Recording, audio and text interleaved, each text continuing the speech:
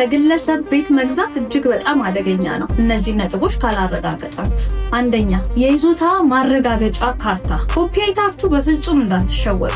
ካርታው ኦሪጂናል መሆኑን በአይናችሁ አይታችሁ አረጋግጡ። ሁለተኛው ነጥብ፣ የጋብቻ ሁኔታ።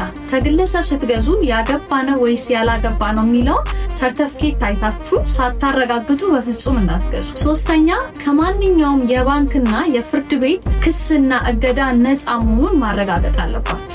አራተኛ፣ ንብረቱ በውርስ የተገኘ ከሆነ ሁሉም ወራሾች ንብረቱ ስለመሸጡ የስምምነት ማረጋገጫ ማግኘታችሁን እርግጠኛ ሆኑ። ካልሆነ ግን ፕሮፐርቲያችሁን ልታጡ ትችላላችሁ። ከከተማዋ ማስተር ፕላን አንጻር የቦታው የአገልግሎት ሁኔታ ምን ይመስላል የሚለው ማረጋገጥ አለባችሁ።